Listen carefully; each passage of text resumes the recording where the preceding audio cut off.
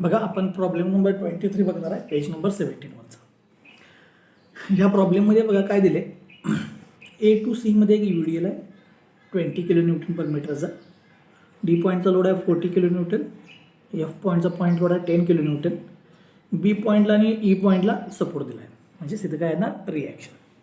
आता काय झालं, ए टू सी जर तुम्ही व्यवस्थित बघितलं तर त्याच्यामध्ये एक पॉईंट आला, म्हणजेच मी हा युडिएल कन्सिडर करताना सेपरेट युडिएल कन्सिडर करणार. ए टू बीचा वेगळा आणि बी टू सीचा वेगळा.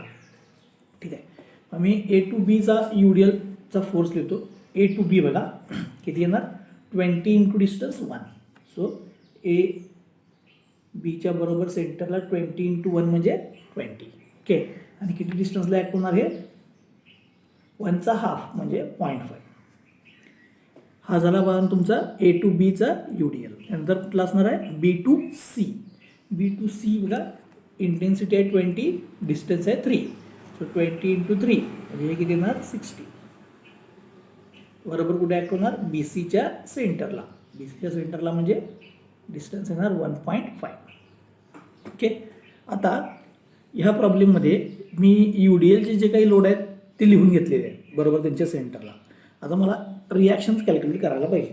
मग रिॲक्शन कुठे कुठे आहेत बी पॉईंटला आणि ई पॉईंटला, म्हणून तुझं रिॲक्शन ॲट बी आणि reaction at point E. Okay, reaction at point B and reaction at point E. आता बीची आणि ईची रिॲक्शन कॅल्क्युलेट करण्यासाठी मला इक्विलिब्रियम कंडिशन घ्यावी लागेल. म्हणून म्हणतो इथं कन्सिडर इक्विलिब्रियम ऑफ बीम. मी बीमची इक्विलिब्रियम कंडिशन घेतो. इक्विलिब्रियम कंडिशनला काय असते, summation F X is equal to 0, summation F Y is equal to 0 and moment about any point is equal to 0. त्यातली पहिली मी घेतो समेशन एफ वाय, कारण हे सगळे फोर्सेस वाय डायरेक्शनचे आहेत. आता summation F Y is equal to 0 म्हणजे काय येणार, all upward forces is equal to downward forces. Upward force बघा आर बी आणि आर ई.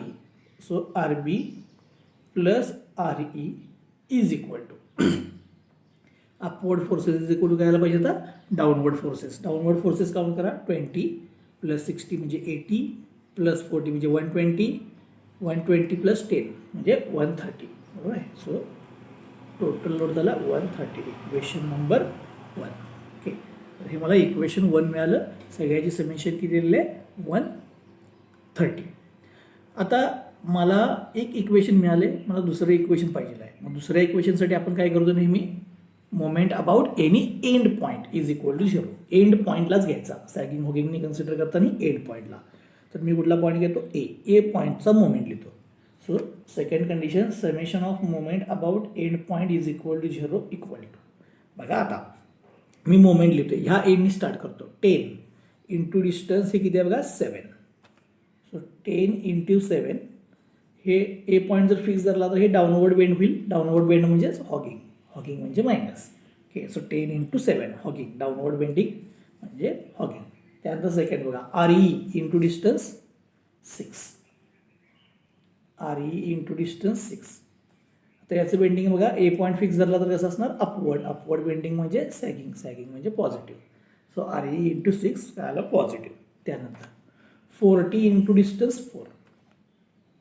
40 इंटू डिस्टन्स 4 याचं बेंडिंग कसं असणार डाऊनवर्ड. डाऊनवर्ड म्हणजे हॉगिंग, हॉगिंग म्हणजे मायनस. ओके, 40 झाल्यानंतर नेक्स्ट फोर्स कुठला आहे बघा 60. 60 इंटू डिस्टन्स हा 1 आणि हा 1.5 म्हणजे झालं 2.5. सो 60 इंटू 2.5 त्याचं बेंडिंग असणार डाऊनवर्ड. डाऊनवर्ड म्हणजे हॉगिंग म्हणजे मायनस. ओके, त्यानंतर आता हा आर बी घ्या, R B into 1. R B into 1 sagging म्हणजे पॉझिटिव्ह. त्याच्यानंतर हा घ्या 20 इंटू 0.5. 20 इंटू 0.5 याचं बेंडिंग कसं असणार डाऊनवर्ड. डाऊनवर्ड म्हणजे हॉगिंग, हॉगिंग म्हणजे मायनस. आता जे काही मोमेंट लिहिलं आहे त्याच्यामध्ये बघा आर बी पण आला आहे आणि आर ई पण आला आहे. मग आता काय करूया आपण इक्वेशन 1मधून आर बीची किंवा आर ईची व्हॅल्यू इथं पुट करूया. मी काय करतो आर बीची व्हॅल्यू पुट करतो. आर बीची व्हॅल्यू काय येणार बघा 130 मायनस आर ई, ती व्हॅल्यू मी इथं पुट करतो. सो 0 इक्वल टू हे -70 प्लस 6 आर ई मायनस 160 हे -150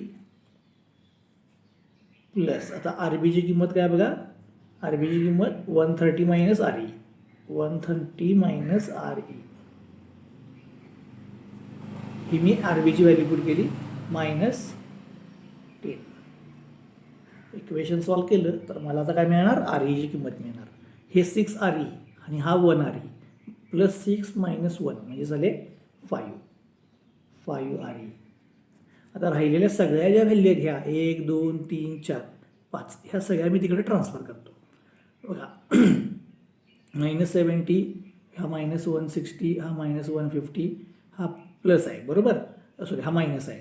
तर हे झालं -310 -320 हे -390 आणि हा प्लस 130 -390 प्लस 130 आन्सर येते 260. ओके, आता हे 260 काय आहे, या बाजूचे तिकडे ट्रान्सफर व्हायला पाहिजे.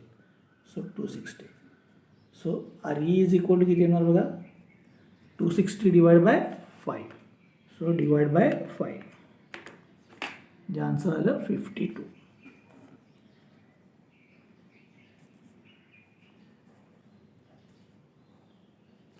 आर ईची व्हॅल्यू इथं पुट करा, तुम्हाला आर बी मिळेल. सो 130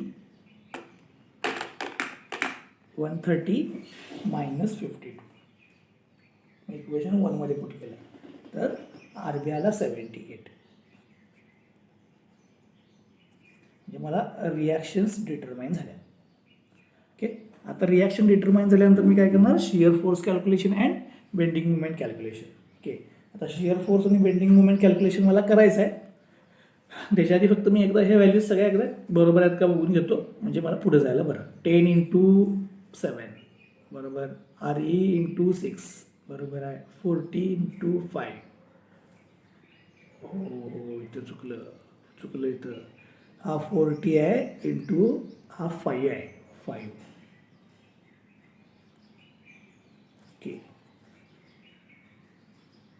आर ई × 6 बरोबर आहे, 40 × हा 5 आहे. ओके, त्यानंतर हा 60 × 2.5 हे बरोबर आहे, आर बी × 1 बरोबर आहे, 20 × 0.5 बरोबर आहे, म्हणजे हे 5 होतं इथं.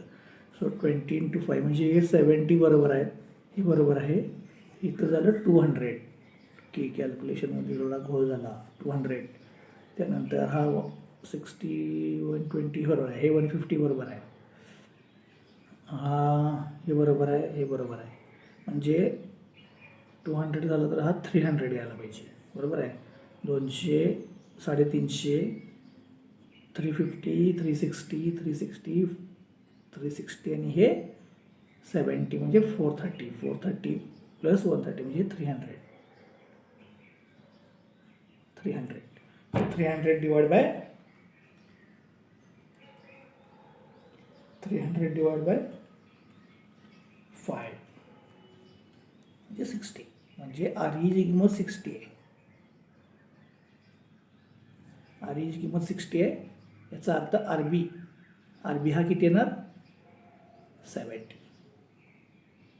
ओके, चलो आर ई मिळाला, आर बी मिळाला. आता बाण आपण पुढे जाऊया. आता मला काय करायचं आहे, shear force calculation. Shear force calculation आपण प्रत्येक पॉईंटला किती वेळा करतो, 2 वेळेला. ठीक आहे, त्यामुळे शिअर फोर्स कॅल्क्युलेशन मी प्रत्येक पॉईंटला 2 वेळा कॅल्क्युलेट करणार आहे. Shear force calculations. आता प्रत्येक पॉईंटला 2 म्हणजे एकदा बिफोर आणि एकदा आफ्टर, म्हणजे सुरुवातीला आणि नंतर एकदा before after. Shear force before F is equal to, before F इथं पाहिजे, ह्याच्या राईटला काहीच नाही आहे म्हणजे किती येणार, 0. शिअर फोर्स बिफोर एफ किती येणार, 0. Shear force after F. आता शिअर फोर्स साइन कन्व्हेन्शन काय असते, सेक्शन, म्हणजे ज्या ठिकाणी तुम्ही कॅल्क्युलेट करताय त्याच्या राईटचा डाऊनवर्ड फोर्स काय असतो आपला, पॉझिटिव्ह. ओके, सो आफ्टर एफला बघा, ह्या पॉईंटच्या राईटला हा फोर्स आहे, ह्या पॉईंटच्या राईटला हा फोर्स आहे, डाऊनवर्ड आहे म्हणजे पॉझिटिव्ह, +10 पॉझिटिव्ह. आता बिफोर आफ्टर झाला, त्यानंतर आता बिफोर ई घ्या. शिअर फोर्स बिफोर ई, याच्या राईटला एकच फोर्स आहे, डाऊनवर्ड आहे म्हणजे पॉझिटिव्ह. सेक्शनच्या राईटचा डाऊनवर्ड पॉझिटिव्ह. त्यानंतर आता घ्या after shear force after E. हा 10 सेक्शनच्या राईटचा डाऊनवर्ड पॉझिटिव्ह आणि हा आर ई सेक्शनच्या राईटला काय आला अपवर्ड म्हणजे हा निगेटिव्ह आहे. आर ई हा निगेटिव्ह आहे म्हणजे निगेटिव्ह 60. सो 10 मायनस 60 म्हणजेच मायनस 50. आता आफ्टर ई झाल्यानंतर पुढचं काय येणार before D.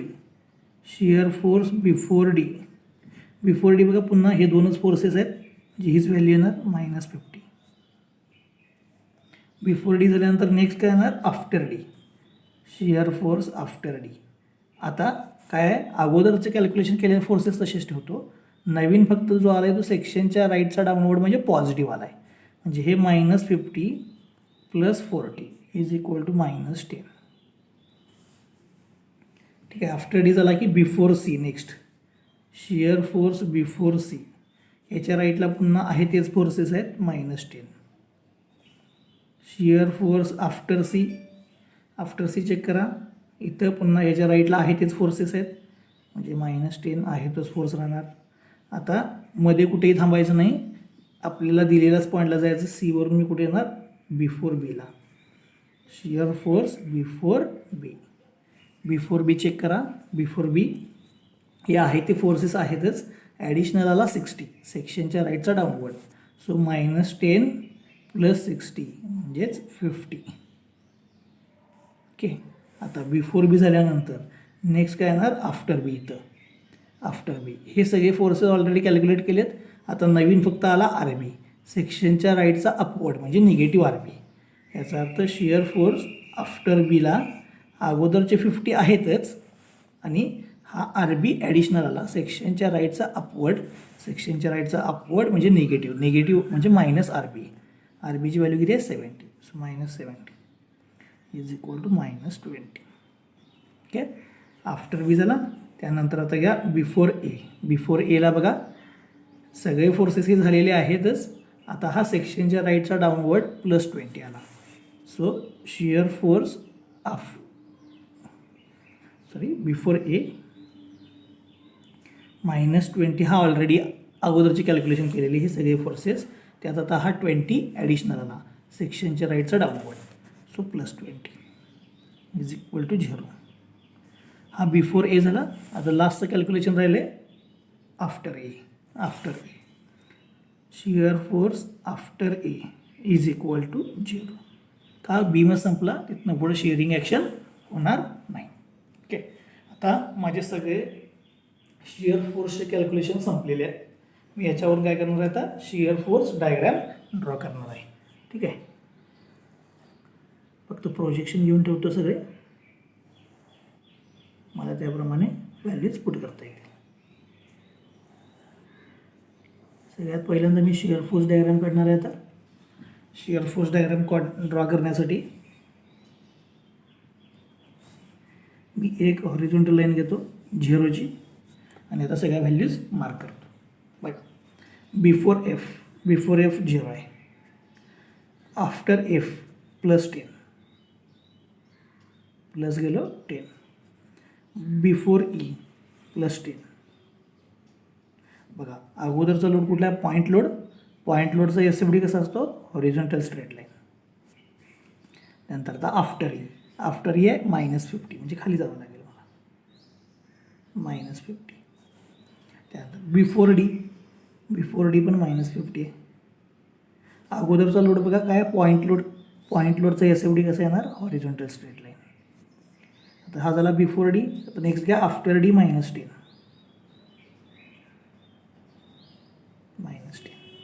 Okay. After D चला बिफोर सी घ्या. बिफोर सी पण आहे मायनस 10. अगोदरचा लोड पॉईंट लोड आहे म्हणजे जे काय येणार हॉरिझॉन्टल स्ट्रेट लाईन. ओके. आता बिफोर सी झाल्यानंतर नेक्स्ट काय येणार आफ्टर सी पण किती आहे मायनस 10 म्हणजे हाच पॉईंट आला सी पॉईंटवरती. त्यानंतर नेक्स्ट बघा बिफोर बी आहे प्लस 50 म्हणजे आता मला बीला कुठं जावं लागेल प्लस 50ला जावं लागेल. बी प्लस 50. आता हे दोन पॉईंट मला जॉईन करायचे आहेत. हे कसे जॉईन करणार वरचा लोड बघा कुठला आहे UDLचा एस एफ डी कसा असतो incline straight line. Okay. Incline straight line. चलो बिफोर बी झाला. आता नेक्स्ट बघा, बिफोर बी झाल्यानंतर आफ्टर बी. आफ्टर बी किती आहे? -20. म्हणजे आता मला इथून खाली यावं लागेल -20ला. -20. ओके, हा झाला आफ्टर बी. आफ्टर बी नंतर बघा बिफोर ए. बिफोर एची व्हॅल्यू किती आहे? 0. आफ्टर एची व्हॅल्यू 0. त्यानंतर मी पुन्हा कुठं जाणार? 0ला. ओके, इथून मला हे जॉईन करायचं आहे. वरचा लोड कुठला आहे? UDL. UDLचं SFD काय असतं? Incline straight line.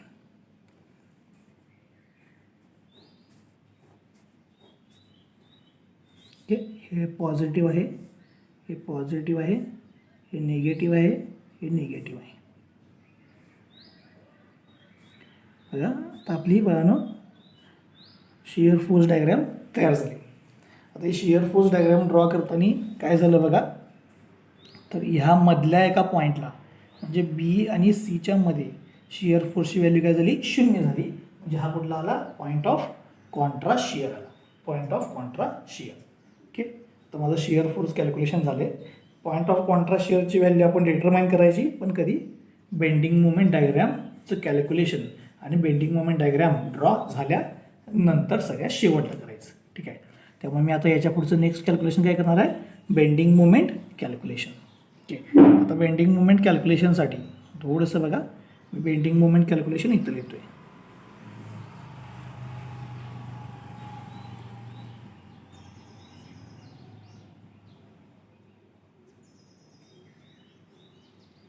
आता आपल्याला माहीत आहे बेंडिंग मोमेंटचं कॅल्क्युलेशन आपण प्रत्येक पॉईंटला एकदाच करणार आहे. जर एक्सटर्नली आपल्याकडे मोमेंट आला असेल तरच मी किती वेळा करणार आहे? 2 वेळा. अदरवाईज एकदा करणार आहे. ठीक आहे, त्यामुळे मी इथनं स्टार्ट करतो. Bending moment at F.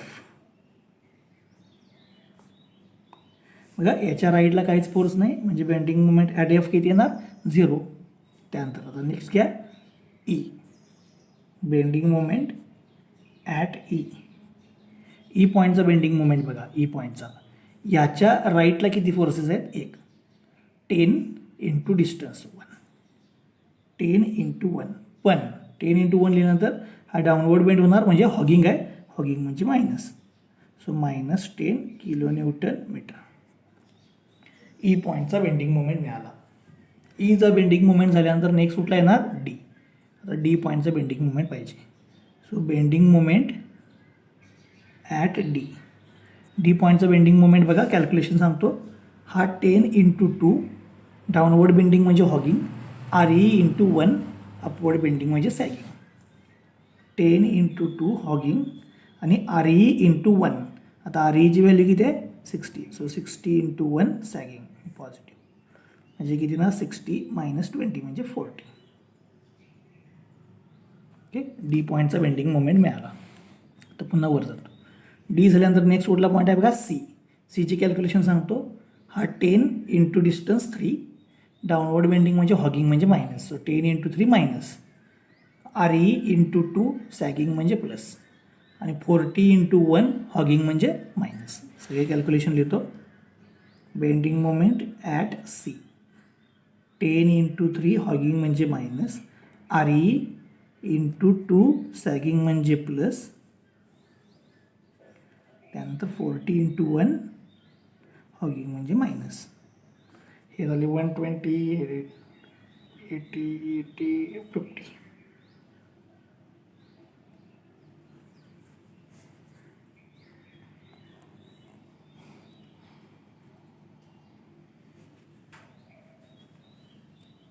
Okay, bending moment at C मिळाला. सीचा बेंडिंग मोमेंट झाल्यानंतर नेक्स्ट पॉईंट कुठला आहे बघा? B. Bending moment at B. बीचा बेंडिंग मोमेंट बघा, मी सांगतो. 10 इंटू डिस्टन्स 6 डाऊनवर्ड बेंडिंग म्हणजे hogging. RE into distance 5 upward bending म्हणजे सॅगिंग. 40 इंटू 4 डाऊनवर्ड बेंडिंग म्हणजे हॉगिंग. 60 इंटू 1.5 डाऊनवर्ड बेंडिंग म्हणजे हॉगिंग. ओके, सगळे फोर्सेस सांगितलेत. मी डायरेक्ट इथे लिहितो. 10 इंटू 6 डाऊनवर्ड बेंडिंग म्हणजे hogging. RE into distance 5 upward bending म्हणजे सॅगिंग. त्यानंतर 40 इंटू 4 डाऊनवर्ड बेंडिंग म्हणजे हॉगिंग. त्यानंतर 60 इंटू 1.5 डाऊनवर्ड बेंडिंग म्हणजे हॉगिंग. सगळ्याचं कॅल्क्युलेशन करून सांगतो 1 मिनटात. 10 × 6 plus 60 × 5 plus minus 40 × 4 minus 60 × 1.5 minus 10.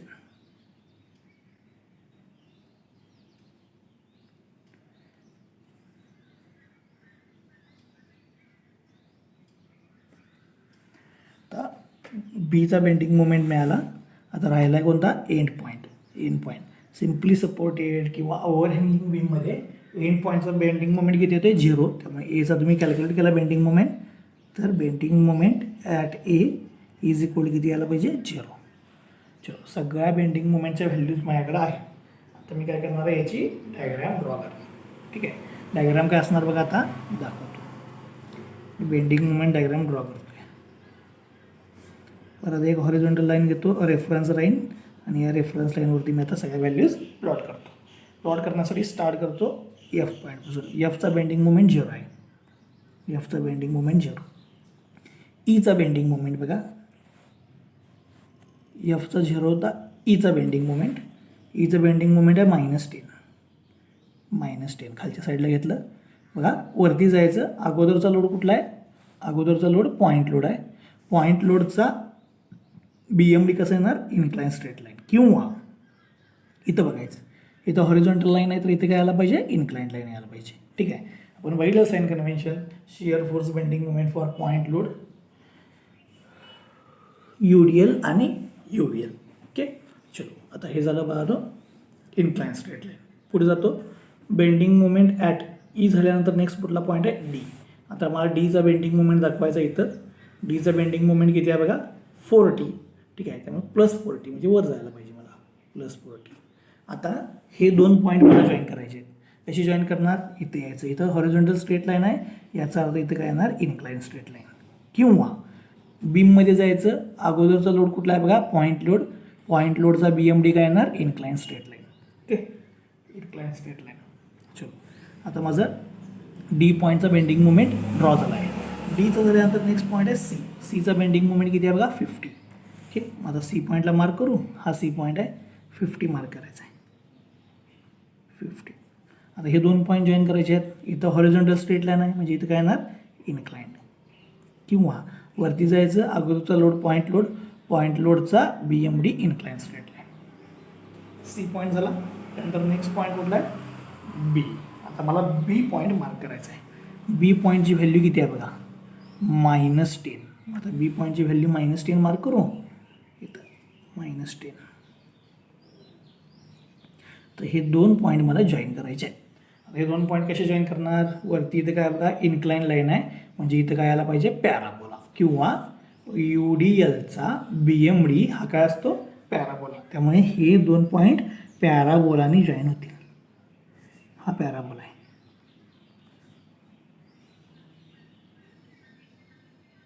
पण हे जॉईन करताना एक गंमत तुम्हाला मी आधी सांगितली होती. ह्या पॉईंटचा बेंडिंग मोमेंट हा मला शोधावा लागेल. जे ज्या ठिकाणी पॉईंट ऑफ कॉन्ट्राशियर आहे त्याचा मला बेंडिंग मोमेंट शोधावा लागेल. ओके, तो मी नंतर शोधणार आहे. पुढे जातो. चलो, मी B पॉईंटचा बेंडिंग मोमेंट ड्रॉ केला आहे. आता राहिला कुठला पॉईंट? A. एचा बेंडिंग मोमेंट किती आहे बघा? 0. सो एचा बेंडिंग मोमेंट मार्क करतो 0. आता हे 2 पॉईंट जॉईन करायचे आहेत. इथं इन्क्लाइन स्ट्रेट लाईन आहे, म्हणजे इथं काय येणार? पॅराबोला.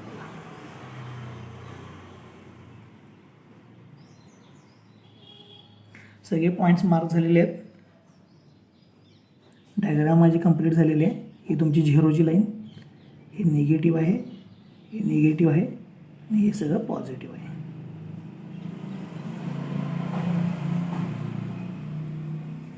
ओके, ही तुमची आली बेंडिंग मोमेंट डायग्राम. हे शिअर फोर्स डायग्राम, ही तुमची स्पेस डायग्राम.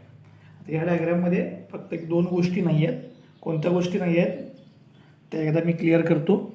एक म्हणजे हा पॉईंट ऑफ कॉन्ट्रास्ट शिअर, त्याचा करस्पॉन्डिंग बेंडिंग मोमेंट, ह्या 2 गोष्टी नाही आहेत. त्यानंतर हा इथे एक आला आहे, मध्येच बेंडिंग मोमेंट शून्य झाला आहे, म्हणजे पॉईंट ऑफ कॉन्ट्रा फ्रॅक्चर आलेला आहे. ओके, मग आता मला पहिल्यांदा काय करायला पाहिजे, हा point of Contra shear determine करायला पाहिजे. हा पॉईंट ऑफ कॉन्ट्रा शियर तो डिटरमाइन करतोय मी, म्हणून मी इथं हेडिंग देतो point of Contra shear.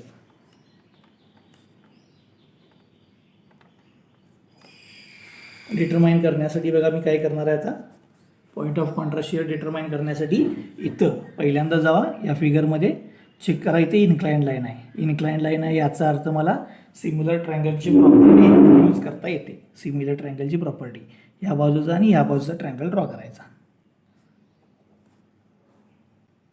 Me 2 triangle draw केलेत, ह्यांचे अपोजिट अँगल बघा सेम आहेत, याचा अर्थ हे दोन्ही ट्रायंगल सिमिलर आहेत. व्हॅल्यूज बघा, इथं हे 40 आहे, इथं हे 10 आहे, म्हणजे ही साईड 40 आहे, ही साईड 10 आहे. ओके, आता हे टोटल डिस्टन्स बघा दोघांच्या मधलं किती आहे, म्हणजे इथून इथंपर्यंतच आहे. हे तुम्हाला डायग्राममध्ये कळेल. हे डिस्टन्स इथून इथंपर्यंत किती आहे, 1. त्यामुळे हे 1 मीटर आहे. मग समजा मी हे डिस्टन्स जर एक्स घेतलं, एक्स, तर हे किती येईल, 1 - x.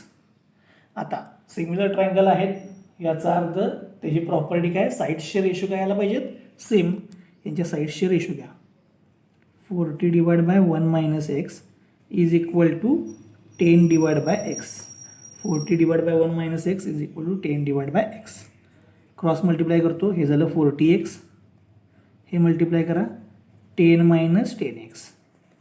10xला इकडे घ्या, हे झालं 50x is equal to 10. 15 divide करा, so x is equal to किती आला, 0.2. x इज इक्वल टू किती आला, 0.2. त्यामुळे मला x पॉईंट मिळाला. x म्हणजे हे डिस्टन्स किती आलं आहे, 0.2. म्हणजेच ह्या पॉईंटपासून इथंपर्यंतचं डिस्टन्स हे किती आलं, सॉरी बाळांनो, सॉरी येत आहे, हे मिळालं मला पॉईंट ऑफ कॉन्ट्रा फ्रॅक्चर मिळाला. पॉईंट ऑफ कॉन्ट्रा फ्रॅक्चर मिळाला. मी ॲक्च्युली कॉन्ट्रा शियर म्हटलं आणि शोधला फ्रॅक्चर. हे डिस्टन्स मला मिळालं 0.2. हे डिस्टन्स ओके, कॉन्ट्रा फ्रॅक्चर मिळाला 0.2. इथं पण आला आहे, इथं पण आला आहे, 2 आले आहेत. ठीक आहे, मी एक मिळवला पॉईंट ऑफ कॉन्ट्रा फ्रॅक्चर. आता मला पॉईंट ऑफ कॉन्ट्रा शियर शोधूया आपण.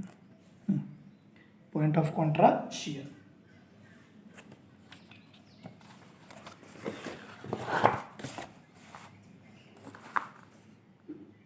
पॉईंट ऑफ कॉन्ट्रा शियर बघा, कॉन्ट्रा शियरमध्ये ह्या बाजूला 10 आहे, या बाजूला 50 आहे, आणि ह्या दोघांच्या मधलं डिस्टन्स किती आहे, 3. 10, 50 आणि डिस्टन्स आहे 3. ट्रायंगल्स ड्रॉ करतो. 50 आहे, 10 आहे, आणि डिस्टन्स किती आहे, 3 मीटर. परत एकदा दाखवलं डायग्राममध्ये जाऊन. हे बघा, इथं 10 आहे, हे 50 आहे, आणि या दोघांच्या मधलं डिस्टन्स किती आहे, 3 आहे. ठीक आहे, आता मला हा पॉईंट शोधायचा आहे. मग हे डिस्टन्स मी कन्सिडर करतो x. तर हे किती असणार, 3 - x. आता ह्या दोन्ही ट्रायंगलचे अपोजिट अँगल सेम आहेत, याचा अर्थ सिमिलर ट्रायंगलची प्रॉपर्टी यूज करा. सिमिलर ट्रायंगलची प्रॉपर्टी काय आहे बघा, साईड्सचे ratio same. So 50 / 3 - x is equal to 10 / x. Cross multiply करा. 50x is equal to 30 - 10x multiply करून दिले. 10x इकडे घ्या, म्हणजे 50 + 10 म्हणजे झालं 60x is equal to 30. So x is equal to 30 / 60 म्हणजे 0.5. म्हणजे हे डिस्टन्स किती आहे, 0.5 मीटर आहे. हे मी आपल्या ओरिजिनल फिगरमध्ये दाखवतो. आता हे 0.5 मीटर आलं, इथून इथंपर्यंतचं डिस्टन्स 0.5 मीटर. 0.5 ओके. आता हे जर 0.5 आलं असेल तर ह्या पॉईंटला मी नाव देतो EM. ह्या पॉईंटचा मला करस्पॉन्डिंग काय शोधायला पाहिजे, बेंडिंग मोमेंट शोधायला पाहिजे. आता बेंडिंग मोमेंट ॲट M शोधणार आहे, पण त्यासाठी मी काय करतो, ह्या M पॉईंटचा जे हा वर प्रोजेक्ट करतो, जिथं पण येईल त्याच्या राईटचा बीम ड्रॉ करून ठेवतो. ओके, त्याच्या राईटचा बीम बघा इथे मी ड्रॉ करतोय बाळांनो. हा तुमचा यम पॉईंट, म्हणजे ज्या ठिकाणी हा आला आहे 0.5, म्हणजे इथं कुठंतरी असेल मध्ये, इथं कुठंतरी याच्या राईटचा बीम. आता याच्या राईटला बघा नेक्स्ट पॉईंट कुठला आहे, सी, तो दाखवतो सी. त्याच्यानंतर कुठला आहे बघा नेक्स्ट डी नंतर कुठला आहे बघा ई नंतर कुठला आहे बघा एफ. फोर्सेस आहे असे दाखवून घेतो. एफला बघा किती आहे, डाऊनवर्ड 10 किलो न्यूटन, डाऊनवर्ड 10. इथं रिॲक्शन आहे आर ईची व्हॅल्यू आहे 60. त्यानंतर डीला आहे फोर्स 40. सी पासून आता यम पॉईंटपर्यंत UDL आहे. हे डिस्टन्स आहे 0.5. डिस्टन्स पहिलं दाखवून घेतो, 0.5 आणि हा UDL आहे. आणि मला यमच्या फक्त राईटचाच पाहिजे होता, यमच्या राईटचा घेतला आहे. ह्याची इंटेन्सिटी 20 आहे, म्हणजे त्याचं लोड किती येणार बघा, 20 × 0.5 म्हणजे 10. किती डिस्टन्सला ॲक्ट होणार हा, 0.5चा हाफ म्हणजे 0.25. हे डिस्टन्स बघा किती आहे 1, हे 1. चलो मग आता या यमला मला बेंडिंग मोमेंट पाहिजे, फक्त राईट साईड घ्या. मग इथलं तुम्ही bending moment at point M is equal to M पॉईंटचं bending moment 10 × distance 3.5. Downward bend होणार म्हणजे हगिंग मायनस. त्यानंतर RE × distance 2.5, RE × 2.5. Upward bending होणार म्हणजे पॉझिटिव्ह 40 × 1.5. डाऊनवर्ड बेंडिंग याचा अर्थ निगेटिव्ह 10 × डिस्टन्स 0.25. डाऊनवर्ड बेंडिंग म्हणजे हगिंग. कॅल्क्युलेट केलं तर मला काय मिळणार आहेत ना, बेंडिंग मोमेंट ॲट यम पॉईंटचा bending moment -10 × 3.5 plus 60 × 2.5 minus 40 × 1.5 minus 10 × 0.25. Okay, answer येते 52.5 किलो न्यूटन मीटर. ही किंमत इथं दाखवतोय. आता जरा लक्ष द्या, मी जो पॅराबोला ड्रॉ केलेला हा थोडासा असा वर जाईल, वर आणि इथे येईल असा. आणि ही किंमत किती आहे, ही किंमत 52.5. ही व्हॅल्यू किती आली 52.5. यम पॉईंटचा करस्पॉन्डिंग बेंडिंग मोमेंट तो 50च्या वर गेला 52.5. हे मला इथून कळालं. ओके, आता तुमच्या एक लक्षात येईल, मी पहिल्यांदा पॉईंट ऑफ कॉन्ट्रा शिअर शोधला, हा कॉन्ट्रा फ्रॅक्चर शोधला आहे, हा पॉईंट ऑफ कॉन्ट्रा शिअरचा करस्पॉन्डिंग बेंडिंग मोमेंट शोधला. आता इथं अजून एक कॉन्ट्रा फ्रॅक्चर आहे इथं. हा पॉईंट ऑफ कॉन्ट्रा फ्रॅक्चर मी इथं म्हणतो 1. आता पॉईंट ऑफ कॉन्ट्रा फ्रॅक्चर 2 शकतो. Point of Contra fracture 2. Okay, हा कॉन्ट्रा शिअर होता, हा पॉईंट ऑफ कॉन्ट्रा फ्रॅक्चर 1 होता. आता जरा लक्ष द्या, हे खूप इम्पॉर्टंट आहे. हा पॉईंट जो 0 झाला आहे बेंडिंग मोमेंट, तो कोणाच्या मध्ये आला आहे बघा, B आणि Cच्या मध्ये आला आहे, B आणि Cच्या मध्ये. त्यामुळे B आणि C A एंडपासून जवळ आहे, A एंडपासून जवळ आहे, आणि ही एक कर्व आहे. मग कर्व असल्यामुळे मला सेक्शन घ्यावा लागेल, म्हणून मी BC आणि त्याच्या जवळचा एंड A म्हणजे ABC एवढाच बीम ड्रॉ करतो, ABC एवढाच बीम ड्रॉ करतो. हा पॉईंट A, हा मधला पॉईंट तुमचा B आणि हा तुमचा एंडचा पॉईंट C. आणि ABCला जर तुम्ही बघितलं तर पूर्ण UDL आहे, ज्याची इंटेन्सिटी 20 किलो न्यूटन पर मीटर आहे. ओके, डिस्टन्सेस बघा मी इथं लिहून ठेवतो ओरिजिनल काय काय आहेत. ABचं 1 आहे, BCचं 3 आहे. ओके, हेच दाखवले ABC 1 3. RBची किंमत मला माहीत आहे, ती लिहून ठेवतो. RBची किंमत आहे 70. RBची किंमत किती आहे 70. आता बाळांनो मला काय करायचं आहे, BCच्या मध्ये जो पॉईंट ऑफ कॉन्ट्रा फ्रॅक्चर आला आहे हा तो डिटरमाइन करायचा आहे. म्हणून मी काय करणार की BCच्या मध्ये एक सेक्शन घेणार XX, आणि ह्या सेक्शनचं ह्या एंडपासूनचं डिस्टन्स या एंडपासूनचं डिस्टन्स मी किती घेणार एक्स. ओके, हे एक्स आहे, हे डिस्टन्स 1 आहे. मग हे किती राहील, हे एक्स आहे, हे 1 आहे, म्हणजे एक्समधून 1 मायनस केलं की हे येणार. सो एक्स मायनस 1, हे डिस्टन्स एक्स मायनस 1 हे 1 आहे. आता मी यांचे काय करतो बघा, मग इंडिव्हिज्युअल लोड लिहून घेतो. इंडिव्हिज्युअल लोड म्हणजे काय येणार बघा, ए बीचा लोड 20 × 1 म्हणजे 20, बी एक्सचा लोड UDLचा लोड हा काय येणार बघा 20 × x मायनस 1, आणि हे जे डिस्टन्स येईल हे एक्स मायनस 1चा काय असणार हाफ. ओके, आता ह्याच्यावर मला बेंडिंग मोमेंट लिहिता येईल. सांगा आता bending moment at x6.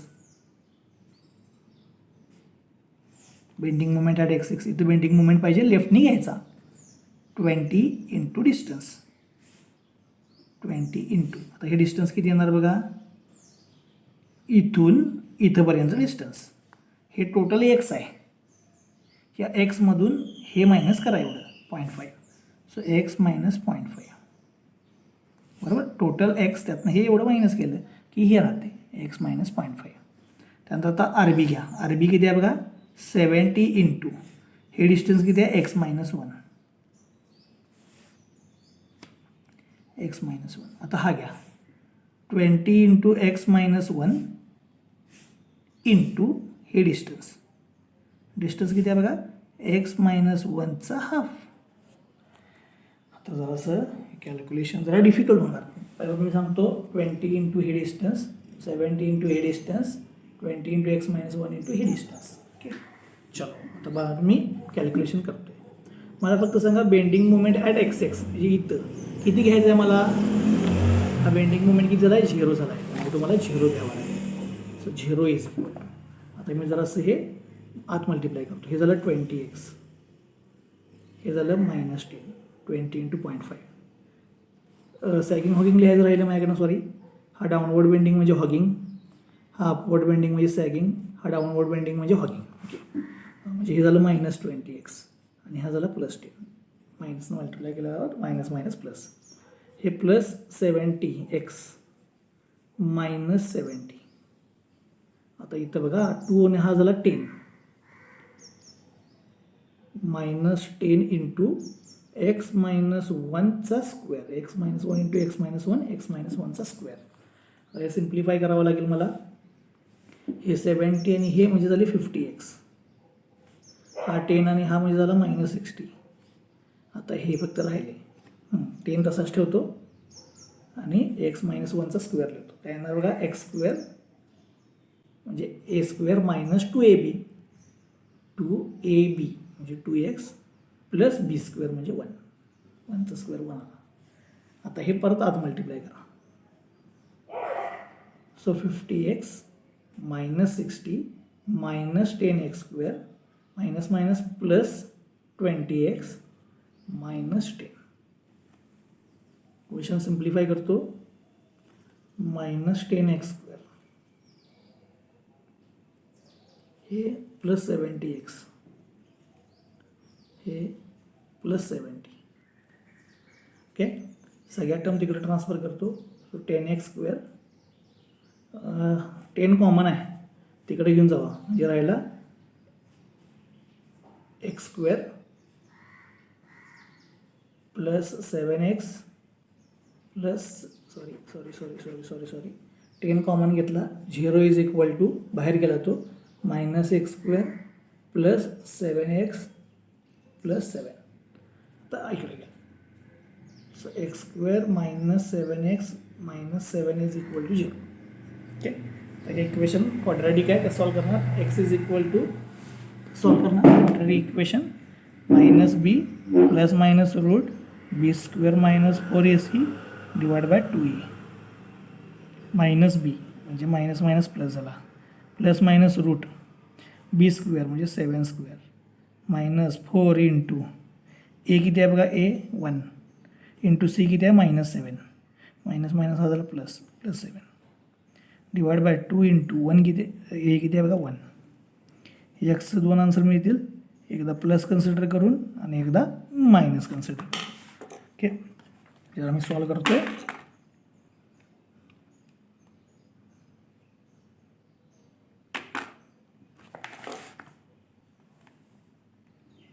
7 plus root 7 square plus 4 into 7 divided by 2 into 1.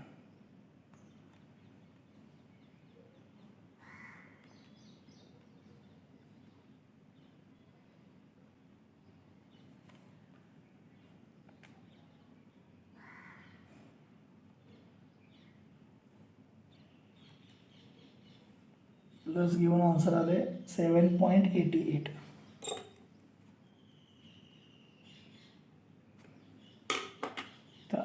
Minus घेऊन चेक करतो.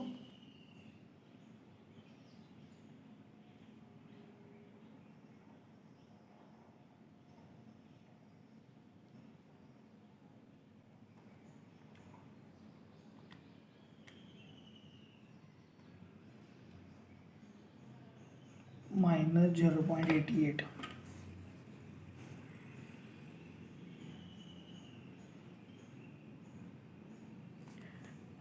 काय तर कॅल्क्युलेशन चुकलं. चेक करतो थांबा. 20 into हे डिस्टन्स एक्स आहे, 0.5 गेले. एक्स मायनस 0.5 हे बरोबर आहे. हॉगिंग बरोबर आहे. 70 into हे डिस्टन्स हे 1 आहे तर हे एक्स मायनस 1 हे बरोबर आहे. 20 into हे डिस्टन्स एक्स मायनस 1.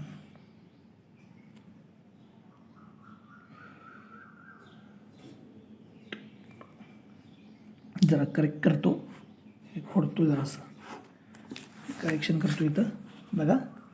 हे सेपरेट घेत नाही लोड, आता खोडतो सगळं, आयडिया करतो. 70 bending moment at x x 70 into x minus 1. Sagging म्हणजे पॉझिटिव्ह. हा झाला. आता यू डी एल सगळा, याच्या लेफ्टचा सगळा यू डी एल एकत्रच घ्या. 20 इंटू एक्स मध्ये कुठेतरी लिहितं 20x इंटू डिस्टन्स काय येणार x/2. डाऊनवर्ड बेंडिंग म्हणजे हॉगिंग. हा बेंडिंग मोमेंट 0 झाला आहे. सो 70x मायनस 70 मायनस हे किती झालं बघा 10x². तेच इक्वेशन आलं मायनस 10x². अरे हे दोन्ही प्लस आलेले, काहीतरी इथं विषय झाला होता इथं कॅल्क्युलेशनमध्ये. हा 70 आहे, हा मायनस 70. ओके ओके, आता करतो मी बघा. म्हणजे हा झाला, हे इकडे घ्या 10x² minus 70x plus 70 is equal to 0. आता x is equal to minus B plus minus root b² minus 4ac divide by 2a. So x is equal to minus म्हणजे प्लस 70 झालं, प्लस मायनस रूट b² म्हणजे 70² minus 4 into ए बघा किती आहे 10 into C किती आहे 70 divide by 2 into 10. तेच equation आलं आहे, फक्त इथं प्लस मायनसमध्ये कुठेतरी घोळ झाला होता. 102 आन्सर मिळतील मला.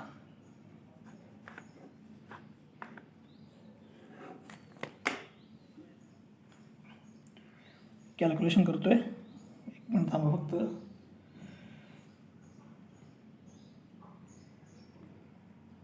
सेवन्टी प्लस 70²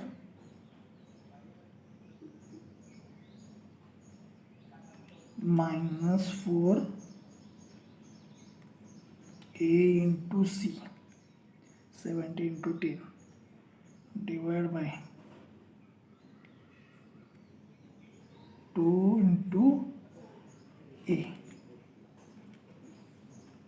प्लस घेऊन आन्सर आले 5.79. मायनस घेऊन किती ते बघतो.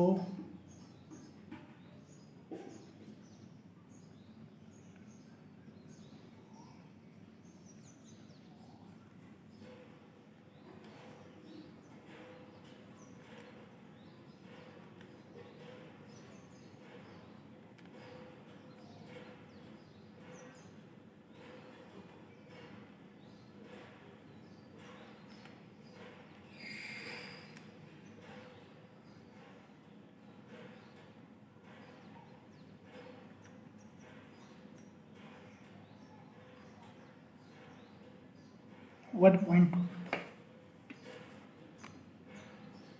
तर या दोन्हीपैकी कोणता आन्सर बरोबर आहे? येथे या. हे डिस्टन्स 1 आहे. मी एक्स जो घेतला आहे तो ह्या एंडपासून घेतला आहे, याचा अर्थ हा 1.2 मीटर आहे. दोन्हीपैकी जो फिजिबल आन्सर आहे ते कन्सिडर करायचं. ओके. आणि ही बघा तुमची काय झाली, SFD अँड BMD. याच्यामध्ये मी सगळे पॉईंट ऑफ कॉन्ट्राफ्लेक्शन 2 आलेले, एक कर्वनी होता, एक इन्क्लाइन स्ट्रेट लाईननी होता, आणि हा तुमचा पॉईंट ऑफ कॉन्ट्रास्ट शिअर होता. ओके. आणि हा प्रॉब्लेम इथं बघा संपला.